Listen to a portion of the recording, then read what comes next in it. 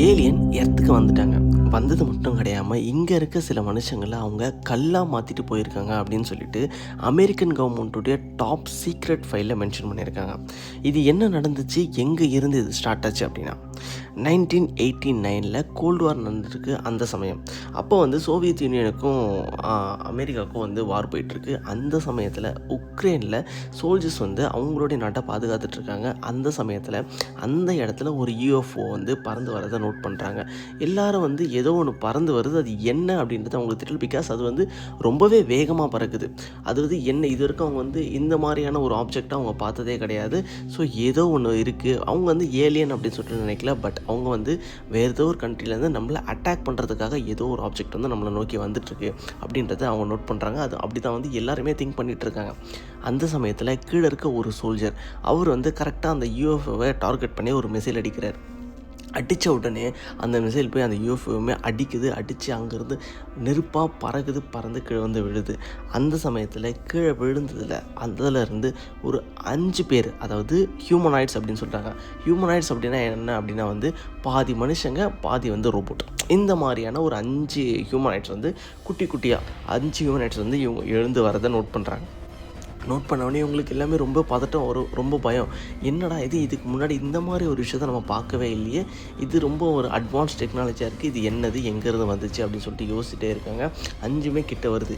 கிட்ட இவங்க எல்லாருமே பார்த்த உடனே 5மே என்ன ஆகுதுன்னா மொத்தமாக அப்படியே மெர்ஜ் ஆகுது. அதாவது 5 ஹியூமனாய்ட் ரோபோட்ஸ் மெர்ஜ் ஆகி ஒரே ஒரு ஹியூமனாய்ட் ரோபோட்டாக மாறுது அப்படின்னும் போது அந்த சமயத்தில் ஒரு பெரிய ஒளி சுற்றி அந்த 5மே மெர்ஜ் ஆகும்போது ஒரு பெரிய ஒளி சுற்றி ஒரு இன்சிடெண்ட் நடக்குது. அப்போது அந்த ஒளி யார் மேலெல்லாம் பட்டுச்சோ அவங்க எல்லாருமே ஸ்டோனாக மாறிடுறாங்க.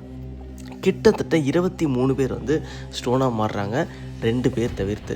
ஏன்னா அந்த 2 பேர் மட்டும் எங்கே இருக்காங்க அப்படின்னா ஒரு மரத்து பின்னாடி, மரத்தோட நிழலில் இருக்காங்க. ஸோ அவங்க மேலே மட்டும் அந்த வெளிச்சம் படலை. அதனால் அவங்க ஸ்டோனாக மாறலை. இவங்க மற்ற எல்லாருமே ஸ்டோனாக மாறுறாங்க. இவங்க 2 பேரும் அங்கே என்ன நடந்துச்சு அப்படின்னு சொல்லிட்டு திரும்பி கூட பார்க்காம அப்படியே ஓடுறாங்க. ஓடி போய் உக்ரைனில், ரஷ்யாவில் இருக்க எல்லாருக்கிட்டையுமே சொல்கிறாங்க, இந்த மாதிரி ஏலியன் வந்திருக்கு, இந்த மாதிரி எல்லாருமே ஸ்டோனாக மாற்றிடுச்சு அப்படின்னு சொல்லிட்டு.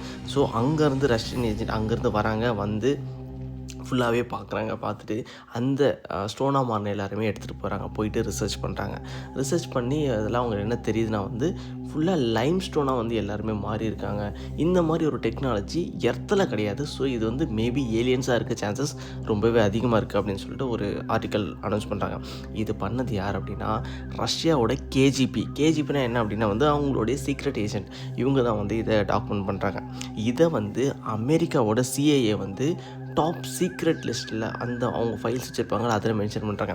ஆக்சுவலி இது ரஷ்யாவில் நடந்துச்சு அப்படின்னு சொல்லிட்டு அங்கே இருக்க ஒரு சில நியூஸில் தான் வந்துச்சு, ஒரு லோக்கல் நியூஸில் தான் வந்துச்சு.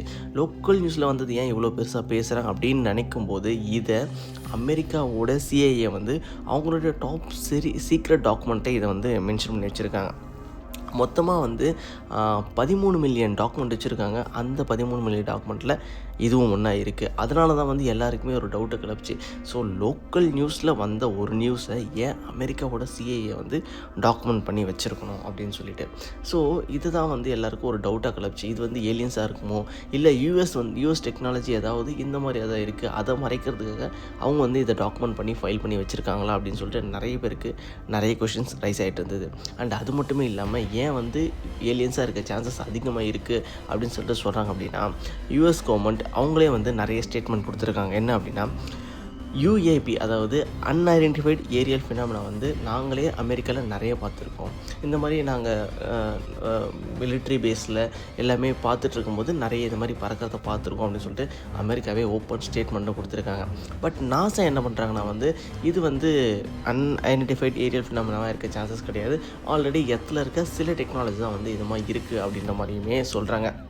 பட் ஆனாலும் யூஎஸ் இந்த மாதிரி யூஎஃப்ஓ இருக்குது, ஏலியன்ஸோட கான்டாக்டில் இருக்காங்கன்னு சொல்லிட்டு நிறைய பேர் சொல்கிறாங்க. ஸோ நீங்கள் இந்த இன்சிடென்ட் பற்றி என்ன நினைக்கிறீங்க? ஏலியன்ஸ் இருக்காங்களா இல்லையா? இன்கேஸ் ஏலியன்ஸ் இருந்தாங்க அப்படின்னா அவங்க எர்த்துக்கு விசிட் பண்ணியிருப்பாங்கன்னு நினைக்கிறீங்களா, பண்ணலன்னு நினைக்கிறீங்களா?